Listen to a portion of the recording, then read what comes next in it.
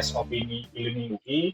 Ini adalah podcast dari Policy Center Iluni UI yang mungkin kita akan lebih santai, lebih informal dalam membahas isu-isu terkini, obrolan seputar isu terkini, ya. Opini.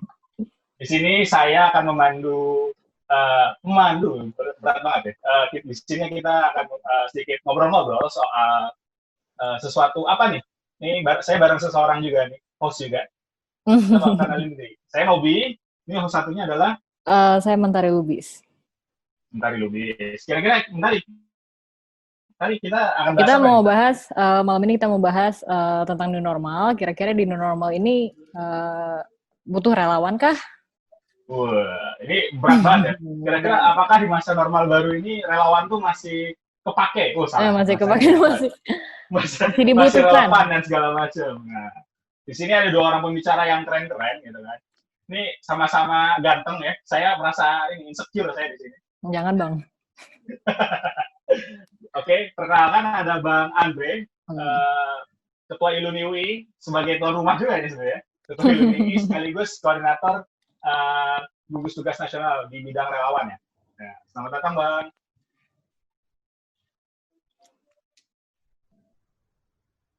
Ya, Bang Andre. Apakah suara kita terdengar oleh Bang Andre? Masuk nggak Bang? Suara kita Bang? Halo Bang Andre. Kedengeran? Halo ya. Iya. Halo, apa kabar? Siap, baik Bang. Iya. Oke, lanjut. Apa kabar semua? Baik Bang, baik. Ada Rizky Emir Dani Utama. Kita manggil biasanya Emir.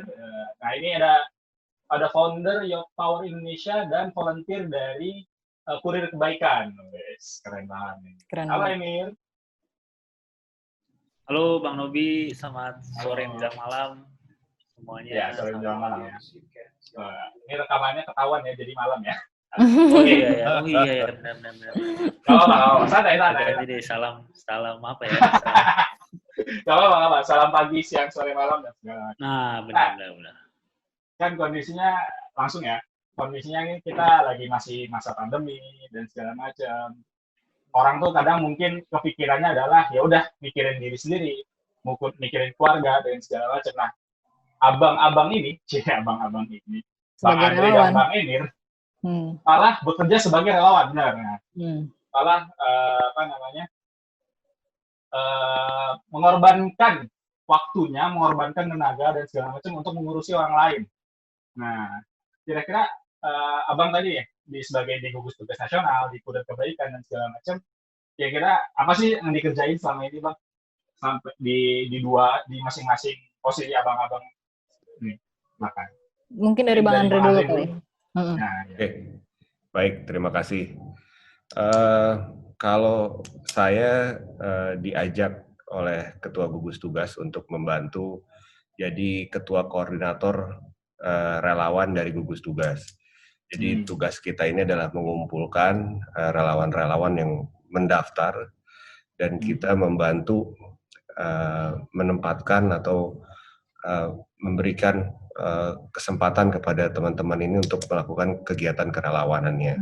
Nah, ini kita bagi dua, yang paling besar adalah medis sama non-medis. Jadi kalau yang medis itu ya perawat, dokter, farmasi, laboratorium, ada juga yang non-medis ini lebih banyak luas. Nah, mungkin buat yang new normal ini, yang lebih penting dan lebih berperan adalah teman-teman relawan non-medis. Selain itu, kita juga namanya juga koordinator ya, kita koordinasi banyak. Koordinasi ya, banyak banget ormas, organisasi, baik yang punya struktur sudah jadi seperti Basnas, seperti Pemuda Pancasila, KNPI, Dewan Masjid. Juga banyak teman-teman yang ad hoc, yang langsung terpanggil seperti teman-teman di Bang Emir nih, Kurir Kebaikan. Banyak juga. Iya, itu salah satu yang mulai duluan tuh sebelum kita bergerak. Kurir Kebaikan udah ngumpulin dan nyalurin APD ke banyak tempat. Karena kita kan sebagian ini agak terstruktur di gugus tugas, jadi kita banyak administrasi dulu di depan, kita kumpulin relawan, kita bagi sesuai wilayah, kita pencatatan dan lain-lain, baru kita sekarang mulai bergerak. Jadi di bukan sekarang, maksudnya setelah 2 minggu, jadi itu di bulan Maret kita mulai bergerak. Jadi sekarang udah hampir 3 bulan. Oh iya. Kita mengumpulkan semua sumber daya masyarakat yang mau bergabung sebagai relawan dalam menangani pandemi ini. Wah, jadi lebih menarik lagi. Karena ini relawan-relawan biasanya background relawan pada saat bencana alam. Jadi mereka sangat heroik gitu. Mereka mengharapkan daftar ke gugus tugas, ke BNPB, biasanya masuk ke daerah yang kena bencana, memperbaiki mengangkat jenazah, habis itu dapur umum. Nah ternyata kan di pandemi ini nggak butuh seperti itu. Justru kita lebih banyak berperan. Oh beda ya, beda kasusnya. Berperan untuk mengumpulkan data, komunikasi, edukasi masyarakat soal gimana bahaya COVID-19, gimana penularan COVID-19. Nah ini yang kita ngerubah mindset juga. Jadi selain kita mengumpulkan, mengubah mindset, dan makanya new normal ini akan sangat menarik dan jadi sangat berperan di mana kita bisa mengedukasi banyak orang. Ya, jadi gitulah kerjaan kita selama 3 bulan ini. Jadi ada 30.000. Aduh, nampaknya gangguan dari Bang Andre. Lanjut aja ya, mungkin ke... Nah, ini sambil mungkin nunggu Bang Andre ini. Bang Emir dulu kali ya? Bang? Ya, Bang Emir. Gimana, Bang? Selama 3 bulan ini, 3 bulan, Maret, April, Mei, Juni. Ya, hampir 4 bulan. Hampir 4 bulan lah. Hampir 4 bulan. Udah ngapain aja gitu. Oke, makasih Bang Nobi, terima kasih teman-teman juga, Mbak Halima yang udah ngajak juga teman-teman LUNI. Selamat malam, selamat pagi, siang, sore, malam. Ya, tadi mohon izin Bang Andre, saya coba ini ya jawab. Silakan. Dan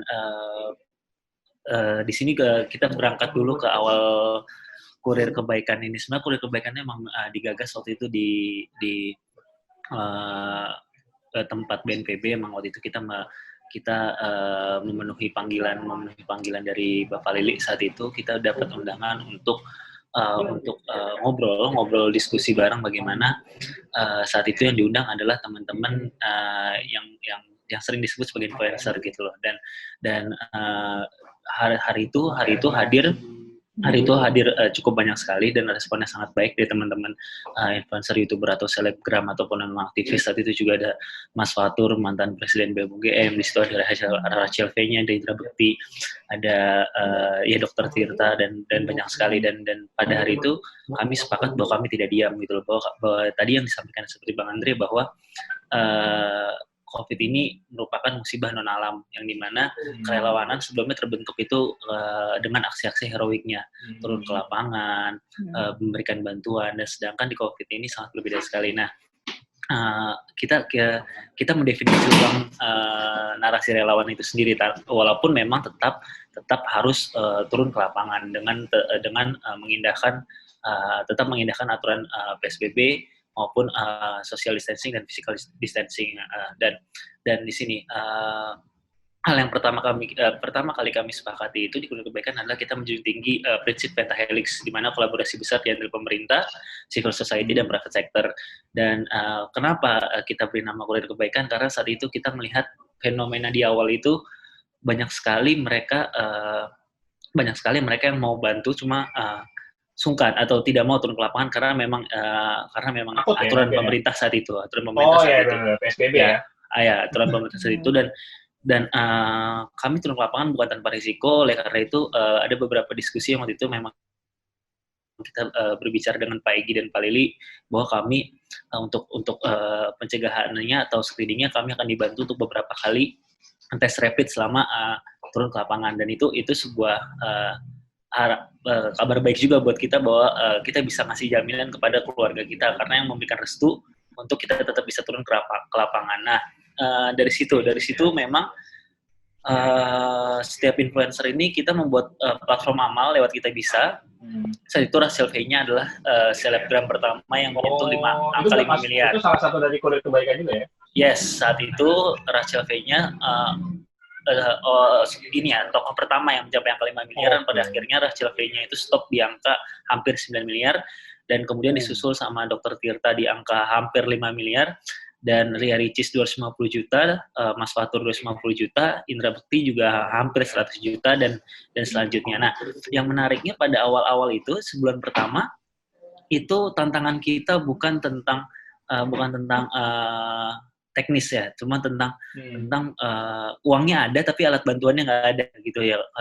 Awal-awal kita susah banget nih dapetin namanya masker, APD ya Bang. hazmat, APD semua itu susah sekali. Dan ini never ending problem sebelum memang ada wacana masker kain ya. Ada kampanye terkait masalah masker kain. Nah itu sih, cuma respon cerita positifnya memang Indonesia belajar sangat cepat dan kita sebelumnya dari bagaimana kita bertanggung jawab untuk tetap menjaga jumlah masker medis dengan kita langsung berpindah ke masker kain, dan memang terasa sekali gotong royongnya dengan CSR private sector juga ikut bantu. Jadi bantuan terus datang, dan sampai saat ini Kurir Kebaikan juga waktu itu kita dibantu juga distribusinya oleh TNI juga sampai ke Papua. Saat itu memang kita juga berkolaborasi dengan ikut ke Papua, Mir? Enggak, waktu itu yang berangkat Bang Dayat. Nah, Bang Dayat ini kebetulan dia dosen di LSPR dan dia dulu juga seorang volunteer di Palestina, pernah di Palestina juga, di beberapa bencana alam di Indonesia juga merupakan concernnya memang di situ, dan S3 beliau pun juga terkait masalah bencana alam, dan sebenarnya memang kolaborasi di sini memang sangat kunci ya, di mana BNPB gugus tugas dan simpul-simpul kerelawanan itu bergerak saling melengkapi satu sama lain, berlomba-lomba untuk kebaikan. Dan kita juga dibantu sama IDI dan JDN, karena sekali lagi Ikatan Dokter Indonesia itu memiliki organisasi yang sampai ke titik wilayah yang sangat jauh di Indonesia, dan kami terbantu sekali saat itu dengan kehadiran teman-teman. Kalau JDN itu apa? JDN itu Junior Doctor Network, itu teman-teman dokter yang masih muda. Yang muda ya, jadi dokter-dokter baru selesai koas, yang baru disumpah, atau baru berapa tahun itu mereka memiliki payung sendiri namanya JDN. Nah dari situ sih, dari situ kita nggak ada gerakan wajib, kita cuma berangkat dari kebutuhan, dan kita ngelihat ada bantuan apa, kita distribusikan. Masalah saat itu ada masker kain, kita distribusikan. Saat itu ada nasi kotak, kita distribusikan. Cuma memang APD adalah core dari konsentrasi kita, bagaimana kita tetap adanya di sana. Cuma kan sekali lagi APD nggak tentang cuma kita hadirkan lalu kita kasih, tapi juga ada spesifikasi yang harus kita perhatikan, ada harga yang nggak tergolong murah, dan mandatnya lebih besar terkait masalah APD. Untungnya kita juga tetap dikawal terus sama teman-teman di gugus tugas dan BNPB untuk dapat menghadirkan APD yang sesuai dengan spesifikasi kesehatan gitu. Langsung aja nih ya. Ini kan kayaknya udah keren banget ya. Maksudnya bahkan tadi mungkin seperti puji sama Bang Andre nih, udah gerak duluan sebelum koordinator gugus tugas yang bidang relawan ini udah dibentuk dan segala macam. Kira-kira apa sih pengalaman menarik yang mungkin Emir rasain, dan mungkin ada suka duka dan segala macam selama beberapa bulan ini? Sebenarnya banyak banget dari awal kita dikumpulkan di BNPB sampai per pagi tadi, sampai mungkin besok kita juga ada acara dengan Dewan Masjid Indonesia, dan ini lebih ke bagaimana kita banyak beraktivitas di lapangan yang bertabrakan dengan anjuran-anjuran, dan akhirnya ada beberapa sindiran. Cuma kita sekali lagi kita nggak pusing itu sebenarnya, selama memang kita menjaga kesehatan menjaga kesehatan kita sebagaimana kita menjaga orang-orang sekitar kita, dan kita terus sampaikan bahwa kita tetap mengindahkan aturan-aturan PSBB gitu, dengan kita juga rutin rapid yang memang dianjurkan, dan tantangannya lebih ke konsistensi sih, karena kan sekali lagi titik jenuh itu pasti ada ya. Menjaga 3 bulan lebih itu ya. Iya, benar-benar makanya titik berbahayanya dari COVID ini ke 3 bulan ini. Mulai bosen gitu segala macam. Orang mulai bosen memperlakukan hal yang benar gitu, dan akhirnya iya, benar. Itu terjadi sampai ke relawan juga ya, apalagi karena memang efek jangka panjang dari COVID ini lebih ke ranah ekonomi, bukan hanya krisis kesehatan aja juga, dan soal dompet semua orang punya kamar yang berbeda-beda gitu, dan cuma itu tantangan besar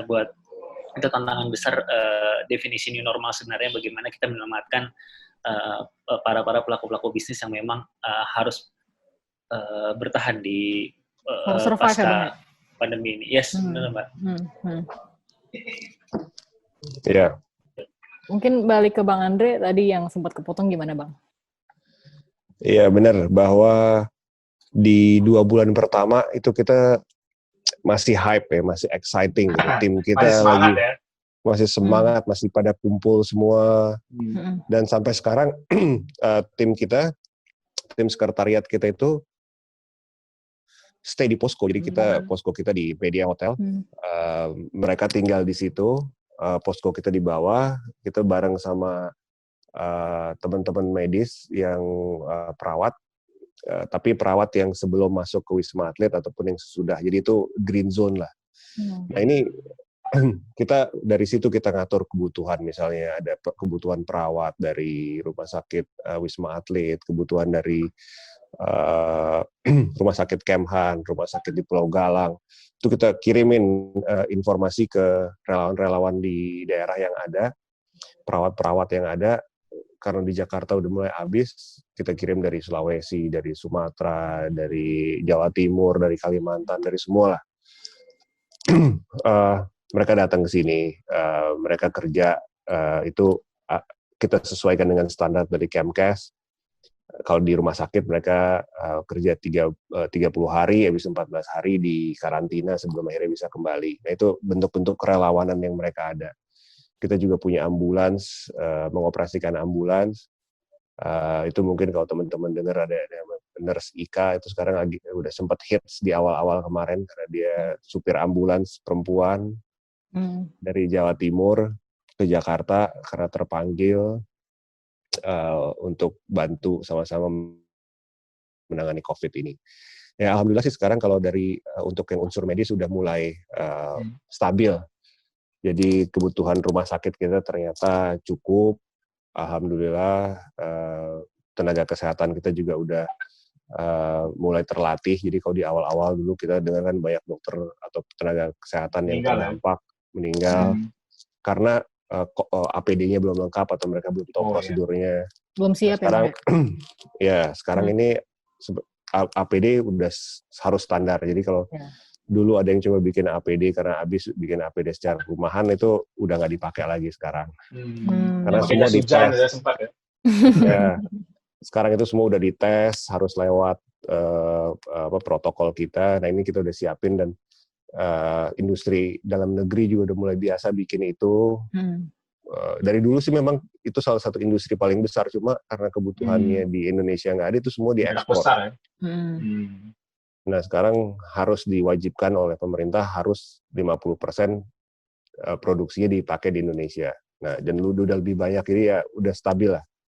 Nah sekarang kita lagi coba mengajar masyarakat, karena kalau dulu tuh kan perangnya di rumah sakit, jadi disebutnya rumah sakit garis terdepan. Garda depan ya? Garda depan. Sekarang udah mundur, itu udah benteng terakhir rumah sakit. Garda terdepannya itu masyarakat. Masyarakat yang harus bisa memutus penyebaran COVID ini. Kalau rumah sakit itu ada di belakang, kalau misalnya masih tetap ada yang kena sakit, mereka yang pertahanan terakhir lah ya. Iya, betul. Nah, itu menarik lagi, tengah-tengah kita kumpulin semua perawat, udah datang, udah siap, tahu-tahu di stop PSBB kan. Lockdown semua. Lockdown sebelum PSBB itu ditutup, PSBB yang awal, pesawat nggak ada yang boleh terbang. Nah ini orang udah siap di airport, udah siap berangkat. Jadi terpaksa kita koordinasi dengan teman-teman TNI, dengan ASOP. Akhirnya terbangin gitu. Terbangin pakai pesawat TNI. Tersebar gitu ya.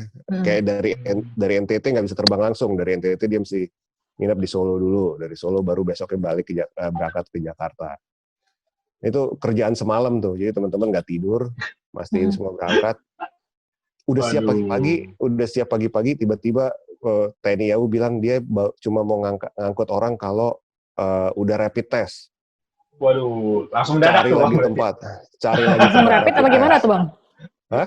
Langsung pada di rapid apa gimana? Atau tetap diterbangin aja atau gimana Bang? Oh rapid, tetap di rapid karena SOP dari TNI AU. Tapi kan nggak ada yang jam 11 malam baru dikasih tahu ya. Iya, itu gimana tuh Bang? Untung kita kan koordinasi sama Kemkes juga. Kemkes buka kantor di pelabuhannya di airport, dia bawa semua peralatan rapid, dia rapid pagi-pagi itu lolos baru berangkat. Wah itu kerjaan. Itu Bandung Bondowoso dan bangun candi ya. Dari tadi kan kita ya. udah bahas tantangan nih Bang. Kira-kira tantangan yang paling berat tuh apa sih Bang selama perjalanan 3 bulan kemarin? Atau keluarga rela nggak tuh Bang? Keluarga. Keluarga gimana tuh Bang? Kan deg-degan tuh Bang. Kok protokol saya sih panjang sekarang kalau pulang ke rumah jadinya. Oh, wajar ya Bang ya? Panjang, harus barang-barang harus masukin UV dulu, habis itu saya mesti langsung mandi, semua cuci rambut, baju mesti dipisah, panjang nih. Cuma itu saya yang masih pulang ke rumah ya, cuma kan kita juga lihat banyak relawan, apalagi relawan medis, mereka stay, nggak ketemu keluarga, ada yang sampai 2 bulan gitu. Nah itu makanya saya nggak jangan dibandingin lah. Tapi menarik karena kita ketemu banyak orang. Tantangannya yaitu mindset ya. Gimana kita tetap harus ngingetin jaga jarak, pakai masker sampai ke WHO aja pun di awal kan agak salah juga, bukan salah, ngikutin perkembangan gitu ya, dibilang yang masker hanya untuk yang sakit, yang sehat nggak perlu masker. Itu kan sempat membingungkan ya Bang? Habis itu ternyata protokolnya tetap semua harus pakai masker karena penyebarannya droplet apa bisa airborne atau enggak. Ini karena ini strain baru gitu ya, jadi memang semua orang panik. Kita juga mengerti kalau pemerintah nggak bisa langsung atau bisa dianggap berubah-berubah karena memang ini kan berjalan sesuai apa yang kita tahu gitu ya. Dan kasus baru juga ya Bang ya? Iya betul. Jadi ya itu kita mengedukasi teman-teman karena kan kita biar gimana jadi contoh dulu nih. Kalau kita bilang protokol jaga jarak ya, kita di ruang kerja juga harus mulai jaga jarak dulu. Kalau di rapat-rapat kita nggak bisa ngumpulin banyak orang. Padahal biasanya kalau mau koordinasi begitu, kalau relawan kan harus ketemu ya. Ketemu semua ya. Ini challenge baru waktu itu di awal-awal. Gimana cara ngumpulin orang tapi nggak boleh ketemu banyak. Nah. Zoom laku langsung Bang. Ini kita pakai Zoom juga nih. Habis itu harga sahamnya meledak gitu kan. Nah, yang kayak gini. Makanya. Hal-hal baru, orang banyak yang nggak mau dibilang ini new normal, tapi makanya diganti tata kehidupan baru atau ya, jadi memang nggak, standarnya akan beda dengan yang sebelumnya yang kita pernah alami. Nggak ada lagi tuh duduk deket-deketan. Susah nih Bang, kalau mau pacaran susah ya. Nah, nggak bisa tuh, kan susah, mesti cari cara baru. Beda rumah kan soalnya. Orang ketiganya corona ya Bang ya? Yang ketiganya sekarang corona. Bukan setan lagi. Nah kalau dari Bang Emir sendiri kemarin tantangannya gimana nih Bang? Semenantang pengalaman Bang Andre kah atau gimana? Nah kalau ya tantangannya pertama ya layer keluarga yang terus menyampaikan hati-hati, apalagi rela tapi tuh biar direla-relain Bang. Direla-relain dan memang dan ada tanggung jawab moral juga diri sendiri karena kan orang tua ke faktor usia, apalagi ayah pernah jantung kan. Tapi memang protokol diri sendiri itu sih yang memang kita pertajam lagi dan lebih ke tantangan ke internal, lebih ke pribadi lah. Jadi kalau misalnya ya itu tadi kata Bang Andre ya, yang benar-benar yang benar-benar lebih berat daripada saya dan Bang Andre, mereka tenaga medis ya, bahkan ada yang tidak pulang karena bermalam di hotel yang sudah disediakan dan belum lagi takut kan karena waktu itu stigma corona sempat ada penolakan, sempat ada yang diusir kan, sempat ada sampai ke masalah itu kan, fase kita kurang paham terkait masalah PDP, ODP dan OTG dan memang tantangannya banyak banget dan alhamdulillah ya kita belajar cepat dari situ dan musuh terbesarnya juga satu lagi ya, tadi yang dibilang ya mindset. Memang itu benar sekali bahwa ada beberapa cabang-cabang yang bilang ini bukan sekedar penyakit, ada juga yang bilang ini penyakit itu ya adalah, tapi memang seninya mungkin di situ ya, bahwa kita memang semoga setelah wabah ini kita lebih dewasa melihat sebuah tantangan non militer gitu loh, bagaimana Indonesia suka nggak suka harus siap, dan banyak banget karena corona ini sistem kesehatan kita ternyata banyak buat PR-nya, bukan kita doang, negara-negara besar di Eropa dan bahkan Amerika pun juga evaluasi besar terkait masalah sistem kesehatan, dan ditambah lagi Indonesia geografinya sangat luas dan kepulauan, dan ini menjadi PR besar gitu, dan sekaligus ya tadi bukti bahwa memang banyak sekali hal-hal yang bisa dilakukan tanpa harus bertemu. Dan ini kita harus mampu beradaptasi dengan cepat dalam keadaan ini. Dan pasca pandemi ini menjadi tantangan juga buat sektor mungkin pendidikan ya, karena memang yang mungkin jadi ngajar online semua ya. Sudah banyak yang bahas masalah apa kabar gedung sekolah nih abis ini gitu, ketika memang semuanya masalah bisa tuntas karena pembelajaran via online. Dan ini sih lebih ke tantangan jangka panjangnya nih. Kita harus beradaptasi dengan cepat. Ini jadi kepikiran nih bahwa kondisinya kan ya tadi tantangannya berat, apalagi misalkan ada relawan tenaga medis, relawan tenaga non medis. Nah dari Emir sendiri mungkin habis itu Bang Andre ya mungkin. Kira-kira kenapa sih nih, kan Emir ada di Youth Power Indonesia, ada di Kurir Kebaikan, kenapa sih mau jadi relawan ketika semua orang dalam tanda kutip nih ya, diri sendiri dan segala macam. Nah, ini ada yang nanya juga nih dari IG ya, kira-kira jadwal kantor gimana gitu kan? Ya tadi ketika kantor mungkin ada kerjaan dan segala macam, ini malah ngerjain kerjaan di luar gitu, relawan lagi voluntary dan segala macam. Nah itu gimana? Kenapa mau? Pertama ya, wabah ini kan nggak setahun 365 kali gitu loh. Jadi memang ya harapannya setahun di 3 atau 4 bulan ini aja gitu. Jadi kalau misalnya lebih kenapa memilih untuk bantu sebisa saya bilangnya bantu sebisa saya karena memang dari dulu dengan ngebantu ngebuat saya lebih hidup ya, dan ini kami sepakati juga di teman-teman Kurir Kebaikan bahwa memang ini satu-satunya cara memang kita bisa ngebantu pemerintah tapi tidak dengan menyusahkannya gitu, daripada kita menyebarkan atau ikut berantem di media sosial dengan informasi-informasi yang masih bias gitu, dan memang beberapa hari pertama kita turun ke lapangan tuh kita ngelihat ke mata kita sangat terbuka sekali bahwa memang wabah ini bukan bercanda, karena banyak sekali mereka yang bergantung pada pendapatan harian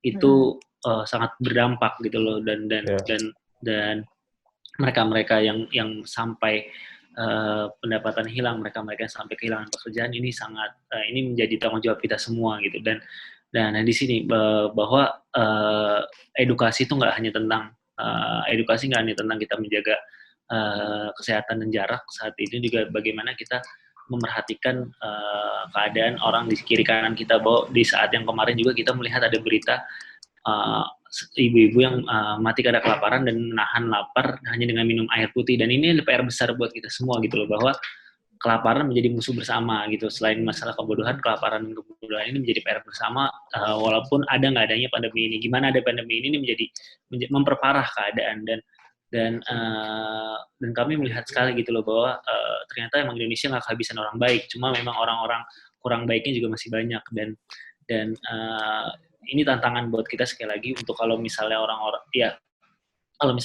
baiknya diam kan sayang juga untuk mereka sangat butuh. Jadi kalau misalnya soal pekerjaan menurut saya sih nggak jadi masalah, karena memang saat pandemi itu, pas saat pandemi per bulan kita kan awal dikumpulin itu akhir Februari.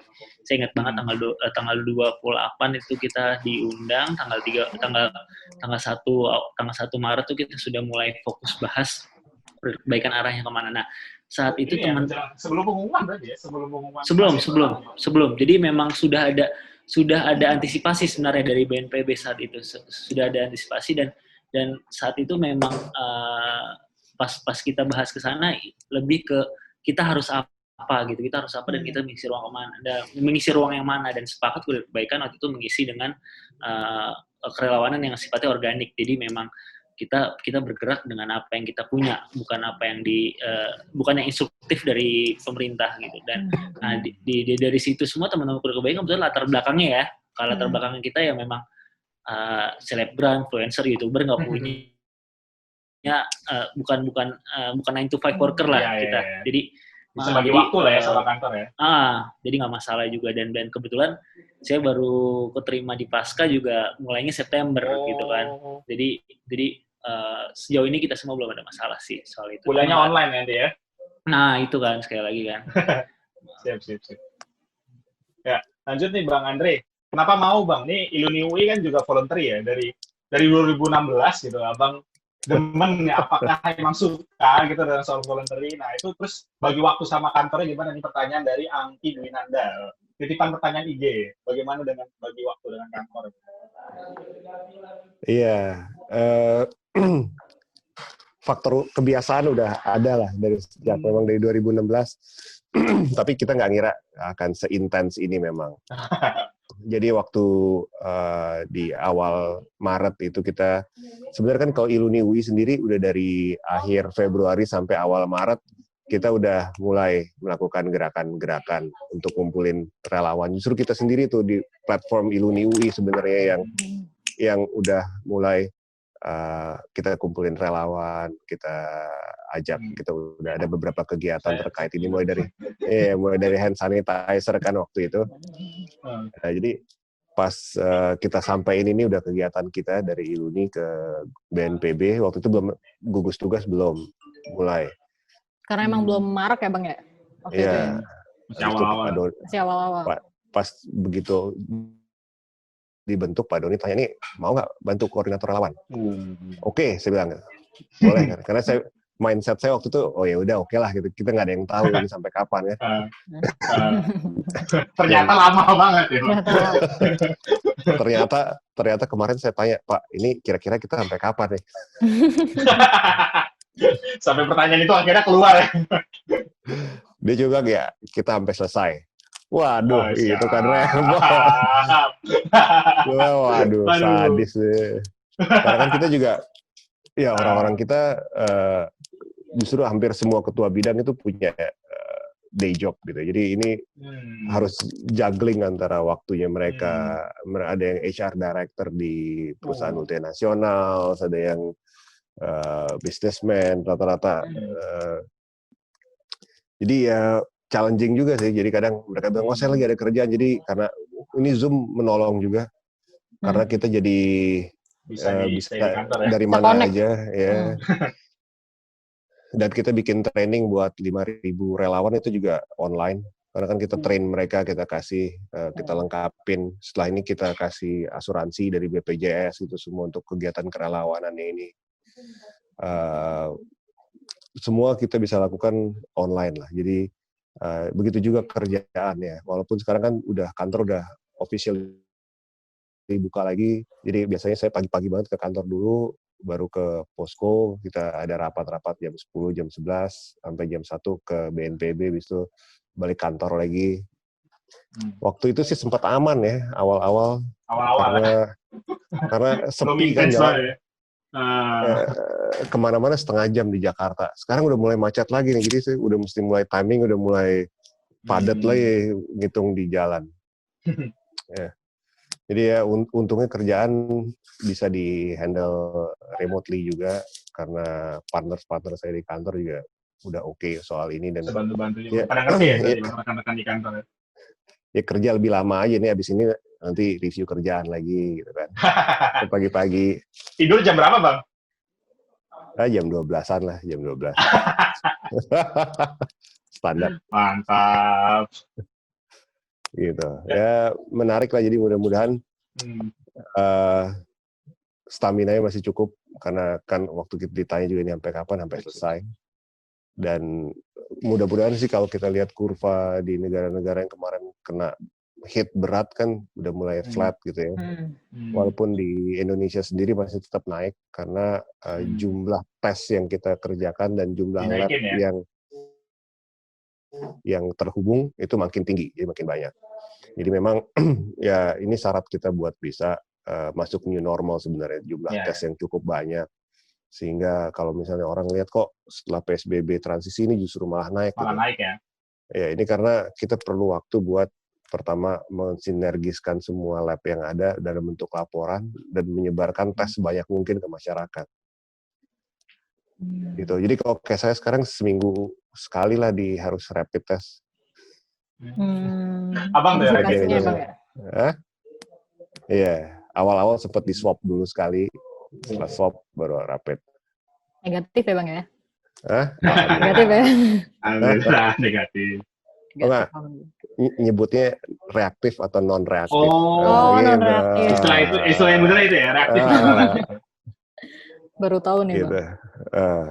Nih, ini ada komen dari @velaglen di Instagram nih Bang. Katanya mau gabung jadi relawan, jadi apapun yang penting bermanfaat gitu. Nah, kira-kira sebenarnya apa sih Pak yang paling mendorong untuk jadi relawan tuh? Iya itu, saya rasa itu blessing ya buat kita ya, bahwa ternyata di kesulitan kita di awal-awal sampai sekarang, orang yang mau jadi relawan tuh nggak berkurang. Ya. Dan sekarang memang kita setelah tadi yang untuk yang medis sudah mulai agak terkontrol, problem baru adalah ini masyarakat yang terpapar PHK misalnya, berkurang penghasilan. Nah itu kita lagi operasi kita sekarang lebih banyak di situ juga, bantu pembagian sembako. Karena yang namanya relawan ini kita hanya untuk yang emergency dan di mana pemerintah masih belum bisa masuk gitu, atau secara administrasi nggak bisa.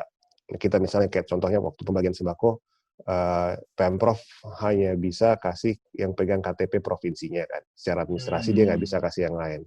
Iya ya, karena Kemsos masuk untuk semua warga, jadi punya KTP atau enggak. Nah kita masuk di gap yang antara itu. Kalau misalnya mereka udah nggak punya KTP, alamatnya nggak jelas, tinggalnya juga rame-rame gitu misalnya kan, nggak terdata. Nah itu kita yang masuk dari situ sebisa mungkin. Oh gitu. Jadi begitu. Nah syaratnya sih sebenarnya yang pertama ya waktu sama willingness. Karena sekarang nggak susah kok buat jadi. Kalau mau daftar tuh mungkin gimana ya Bang caranya? Atau lewat kurir kebaikan kah atau gimana? Kalau misalkan ada yang pengen. Ini ada juga dari Aceh, Tengku Muhammad Rusdi. Saya 3 bulan ini sudah jadi relawan di Aceh. Kira-kira bisa kerjasamakah dengan ini atau yang lain dan segala macam. Nah itu gimana Bang? Oh ya, sangat terbuka kita kerjasama. Kita kerjasama dengan banyak organisasi kok. Kita saling support gitu ya, bahwa siapapun yang mau membantu, terlepas dari latar belakang ataupun dimana dia berada, lokasi dimanapun kita bantu. Kita ikut sertakan untuk membantu. Dan ya ini yang paling penting kan sebenarnya sekarang kita kerja di lingkungan paling kecil, di menjaga kesehatan diri, kesehatan keluarga paling dekat, sama lingkungan. Ini sebenarnya nggak susah kalau buat jadi mau memberikan waktunya sebagai relawan. Kerja aja di lingkungannya sendiri. Pastiin ya, dari lingkungan terkecil ya. Makanya kita di Iluni kan juga ada program bantu tetangga gitu ya. Nah ini konsep yang sama di pemerintahan. Iya, di pemerintah juga begitu, bahwa sekarang di Jawa Tengah misalnya apa Tonggo gitu ya, membantu tetangga juga. Jadi mensupport misalnya makanan, ada yang nggak mampu, kita kasih beras, kasih apa, sumbangan, bikin lumbung pangan sendiri di tiap RT. Banyak cerita juga ya soal itu ya, ada yang positif tapi dibantu sama tetangga-tetangganya juga. Betul, itu udah satu bentuk kerelawanan yang real gitu, yang solidaritas. Dan memang gotong royong ini modal besar kita lah, bahwa konsep gotong royong yang ada di Indonesia itu jadi satu acuan buat kita bisa berantas penyebaran COVID dan juga yang terdampak, yang tadi penghasilannya udah hilang karena banyak usaha yang tutup. Dan kalau soal ini sih, prediksi dunia kan ini sampai awal tahun depan pertumbuhan ekonomi masih negatif gitu. Jadi ya ini perlu isu bantuan baru. Sosial dan ekonomi juga ya. Betul. Jadi Bang Emir tadi juga udah bilang ini yang terkaparnya juga bakal banyak gitu. Makanya kita usaha lah. bantu. Nah, kalau Yes. dari Kurir Kebaikan gimana nih? Kira-kira ada yang kalau mau gabung atau mau bantu-bantu atau mau kerjasama gimana mungkin caranya?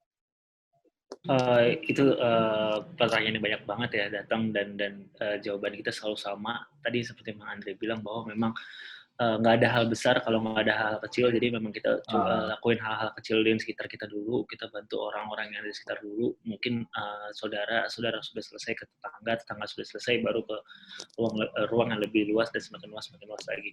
Dan kenapa kita namakan kurir gitu? Karena memang setiap dari kita bisa, walaupun kita nggak punya hal yang nggak bisa kita bantu. Misalnya Kak, kita mau bantu tapi saya nggak mampu untuk kasih bantuan uang, kita nggak mampu untuk menghadirkan APD, kita nggak mampu untuk menghadirkan makan siang, kita nggak mampu untuk menghadirkan sembako. Ada banyak banget di luar sana yang ingin menghadirkan, cuma pengen di rumah aja begitu. Nah di sini kita bantu komunikasinya, kita pertemukan di antara mereka yang emang mau turun ke lapangan sama mereka yang mau bantu, dan juga mereka yang mau kita juga punya program untuk support pedagang-pedagang kaki lima yang kehilangan pembeli, walaupun memang banyak sekali mungkin yang sudah mengurangi membeli dari warung-warung kecil dan lebih prefer untuk masak. Seenggaknya kita beli untuk kita kasih lagi walaupun memang nggak mau dikonsumsi. Jadi memang kita mempertemukan mereka yang kehilangan pembeli sama mereka yang nggak mampu beli gitu. Jadi kita lihat ini Intermezzo, kita di awal-awal kita pernah lihat gitu, kita dari RSUD Tarakan ke daerah Tebet banyak sekali dari tukang ketoprak, tukang bubur, tukang eceran kehilangan pembelinya gitu, dan di kurang dari 100 meter ada mereka yang membawa tukang lowak yang dengan gerobaknya nggak mampu untuk makan gitu, tapi di situ ada ruang kosong yang bisa membeli dan memberikan gitu. Dan di sini gitu esensi kurir itu ada pada posisi ruang kosong yang hilang tadi. Jadi kalau jadi ruang temu ya, kayak Ilunui ya. Benar, ruang temu gitu. Jadi bagaimana masuk ya. Benar. Jadi kita bisa mengisi ruang kosong itu menjadi ruang temu tadi, dan nggak ada, sekali lagi kalau mungkin banyak juga pertanyaan Bang Nobi dan komentari terkait masalah kita bisa bantu apa dan bantuan yang paling konkret apa, dan ya banyak yang terlalu fokus kepada idealnya bantuan itu ini, harus itulah, harus APD, harus hand sanitizer. Sebenarnya nggak serumit itu gitu, dan dengan menghadirkan masker kain aja kita sangat membantu. Dan banyak sekali kita lihat landscape di lapangan bahwa pedagang-pedagang itu mengganti masker kain dengan sapu tangan, mengganti masker kain dengan kaos bekasnya diikat di leher, dan ini fakta di lapangan bahwa memang mereka dengan ketika kita tanya kenapa nggak pakai masker kain, jawabannya selalu sama, sayang mas uangnya, mending buat yang lain, atau susah mas nyarinya. Jadi sekitar jawaban-jawaban itu. Jadi teman-teman kalau misalnya memang ada itikat baik untuk turut andil untuk menghadirkan bantuan, nggak usah fokus pada yang lebih besar, yang mahal, bisa bekerjasama dengan UMKM atau memang bagi menghadirkan yang lebih simple gitu. Masker kain aja, masker kain. Misalnya ada yang mau olahraga gitu, sepedahan sambil bagi masker kain, atau di OTW kantor atau pulang kantor sambil bagi masker kain. Nah, ini sangat membantu sekali, walaupun kecil ya, tapi dampaknya besar. Wah, ini info menarik nih, pengetahuan baru juga buat kita juga. Kalau cerita-cerita kayak gitu tuh luar biasa sih. Kayak kita kan sering ngebantu juga di Wisma Atlet gitu ya. Karena itu relawan medis di sana mungkin bosan dengan makanan yang ada. Jadi kita coba cari makanan dari luar, kita bawa ke Wisma Atlet, kita bikin stall banyak gitu ya. Itu salah satunya, kita misalnya panggil tukang mie ayam. Atau kita pergi. Kangen ya, Pak? Cari buah. Nah, hebatnya tukang mie ayam itu dia misalnya mau jual gerobaknya waktu itu. Habis itu kita bilang udah kita kasih order tiap hari, karena waktu itu bulan puasa ya. Kita kasih bukaan yang agak beda, mie ayam gitu misalnya. Kita bantu jaga higienisnya dan yang lain-lain. Mereka kita bawa ke sana. Kita pesan misalnya 300 porsi. Nah, tukang mie ayamnya bilang, ini saya kasih 350 Pak. Yang 50 dari saya. Oh, jangan dibayar. Ya, kayak gitu. Inisiatifnya jadi, ya Bang ya? tukang Bisa cerita buah. kayak gitu ya, keren sih. Tukang buah kita beli misalnya buah-buahan buat dibawa, habis itu tiba-tiba ini buat mana Pak? Mau dibawa kemana? Oh kita mau nyumbang ke Wisma Atlet gitu misalnya, mau dibawa buat perawat. Kemudian ini kasih satu kerat salak atau apa, ini Pak dari kami, Tommy sampein. Jadi ya itu dari yang kecil-kecil nggak harus Kisah-kisah yang donasi besar. Gak usah berat-berat banget lah ya. Apa yang dia punya aja dia kasih dan luar biasa waktu itu. Gitu. Gitu. Itu salah satu hal unik yang ditemuin di masa pandemi ya Bang. Ini connect juga nih ya sama pertanyaan dari Danis HT. @Danis HT. Kita ada titipan pertanyaannya banyak ya? Ya banyak banget ya Bang. Banyak yang komen. Jadi pertanyaannya dia, hal unik apa aja sih yang ditemuin selama jadi relawan selama 3 bulan? Kalau tadi kan kalau tadi kan sempat nyeritain tantangan, sekarang hal unik nih Bang. Hal yang mungkin nggak kejadian kalau di masa yang bukan pandemi gitu. Hal yang unik ya. Itu tadi kita belajar sesuatu yang kita nggak tahu sebelumnya. Background saya lawyer gitu, tiba-tiba dengan pandemi, dengan hal medis ini dan kita ketemu dengan banyak dokter gitu misalnya. Kayak tadi kita pertama dokter itu kan sangat strict sama seperti profesi yang lain lah. Itu yang unik adalah kita harus bisa bilang ke bahasa mereka, kita bilang Pak ini bencana nih kalau misalnya dokter kita udah lihat banyak dokter yang harus karantina. Jumlah dokter kita rasio dokter sama masyarakat nggak ideal. Tapi ada nih yang dari JDN gitu misalnya. Ini dokter-dokter muda. Gimana cara kita bisa mengutilisasi dan karena mereka semangat gitu. Tapi secara aturan mereka harus punya STR dulu. Ini kita ngomong sama ID, kita ngomong sama Kemkes. Nah itu yang unik bahwa semangat itu kita bisa majukan dan tadi yang paling penting bahwa pandemi ternyata membawa berkah juga. Bahwa semua data atau semua ego sektoral yang sebelumnya ada bisa melt gitu, semua bisa jadi satu. Semua setuju bahwa misalnya data bisa digabung dulu semua. Kayak lab gitu ya contohnya. Lab ini yang di Kemkes sendiri nggak banyak. Tapi di pertanian ada lab yang bisa ngelakuin. Di BPPT punya lab yang bisa ngelakuin. Ini semua digabungin, swasta masuk semua. Ternyata kita punya capability itu, cuma tersebar aja. Nah itu satu hal unik, kita berkahnya adalah kita bisa menyatukan potensi-potensi kita semua nih. Jadi kelihatan ya Bang ya? Unik sih itu. Jadi itu tadi, jadi ruang temu tadi. Ngomongnya masuk lagi. Ngomongnya masuk lagi. Jadi ini kayak sponsor gitu. Nah ini kan pandemi udah mau selesai nih Bang, udah mau new normal ya? Belum ya. Pokoknya udah masuk transisi lah, transisi. Nah, kira-kira harapan transisi ya. Harapan abang-abang sendiri buat masa transisi kita ini itu gimana sebagai relawan? Dari Emir dulu kali. Dari Emir dulu.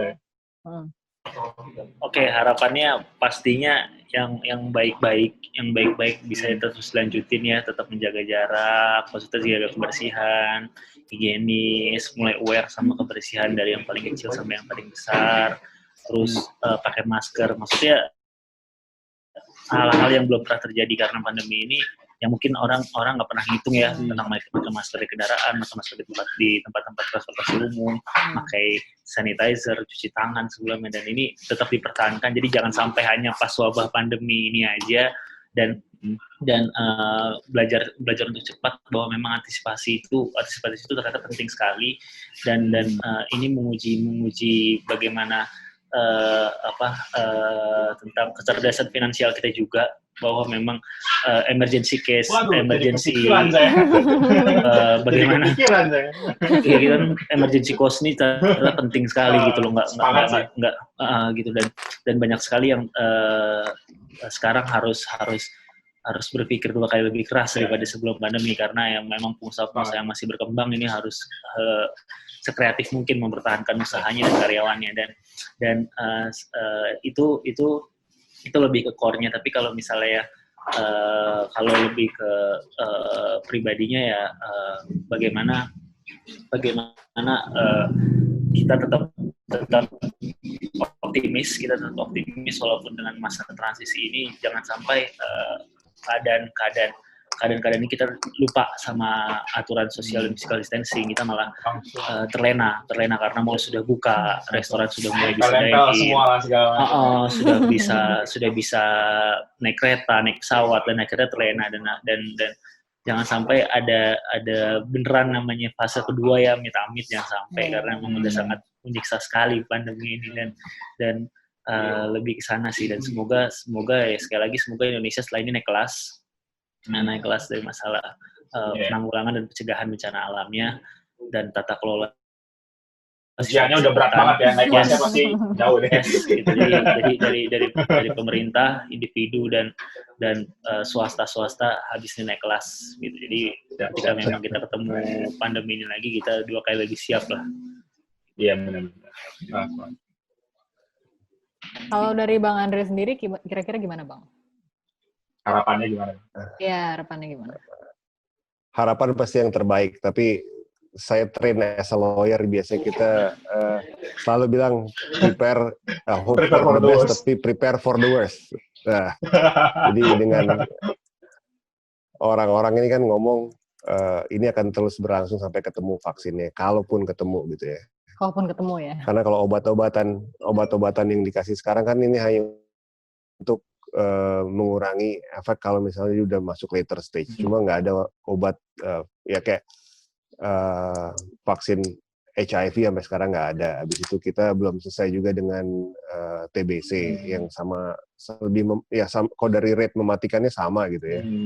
Penularannya lebih cepat karena airborne. Jadi memang cara satu-satunya ya kita jaga higienis, hygiene dari kita, self hygiene kita, kebersihan. Habis itu kita ikuti protokol, misalnya kalau harus jaga jarak. Yang paling susah kan kalau ketemu teman lama, kalau teman baru kan kita bisa ya dari jauh gitu, orang masih ngerti. Cuma teman lama, "Oi bro," gitu. Itu yang susah buat jaga. Untung bukan ada reunian setelah lebaran ya, reunian. Nah, itu kan yang kita akan miss gitu ya. Kumpul rame-rame, wisuda udah pasti nggak ada tahun ini gitu kan. Waduh. Semangat ya buat yang 2020. Nah itu juga problem bahwa ya emang ini dari semua aspek lah, dari sosial, dari kesehatan, dari ekonomi ini akan banyak hal baru yang harus mau nggak mau kita lakukan kalau kita mau menjaga jarak dengan penyebaran pandemi ini.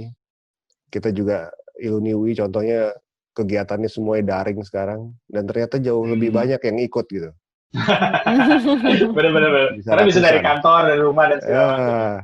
Lebih fleksibel ya Bang ya mungkin ya. Dari segi kuantitas naik, kita nggak tahu dari segi kualitas ya. Karena kalau dari kualitas ya, kan tetap dijaga lah. Bukan, maksud saya kita dipaksa work from home, iya oke, udah berhasil gitu ya. Tapi kualitas kita apa bener bisa balik kayak kualitas sama gitu. Kayak kita Zoom, gitu, mungkin. Itu jadi pertanyaan. Ini kita ikut banyak gitu. Cuma beda kalau kita di ruang meeting atau di kita bisa ngeliat orang ya.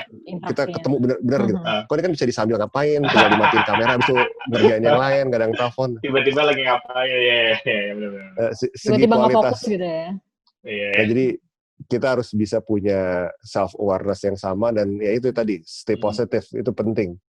Buat kemajuan kita sendiri dan juga buat imunitas. Nah, itu penting juga dong, jangan sampai karena pikiran kita sakit. Problem sih banyak, dan satu, bukan kita doang. Nah, yang paling penting bukan kita doang. We are in this together gitu kan.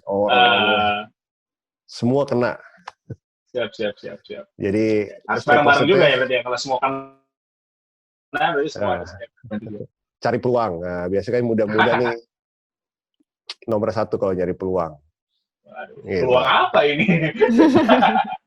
Banyak yang kayak kemarin kita udah mulai coba gitu, misalnya kita bikin semua kegiatan daring.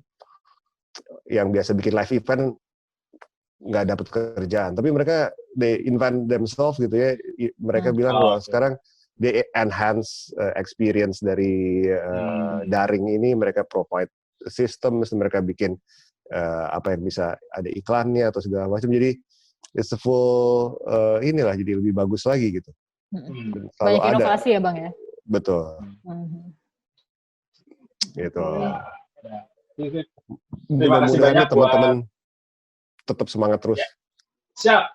Semangat juga Bang. Tetap semangat Bang Andre. Ya, makasih banyak nih. Ini karena ini jadi panjang juga ya. Kita manfaat rencana berapa menit udah panjang juga ya. Terima kasih banyak buat Bang Andre dan Emir atas obrolan serunya ini. Semoga bisa bermanfaat buat semuanya. Semoga bisa, ya tadi ya, bahwa kita bisa berbuat kecil apapun buat saling membantu di masa normal baru ini. Dimulai dari diri sendiri ya? Siap, dimulai dari diri sendiri. Saya dan tadi pamit, terima kasih. Salam, bye-bye. Selamat malam. Bye-bye.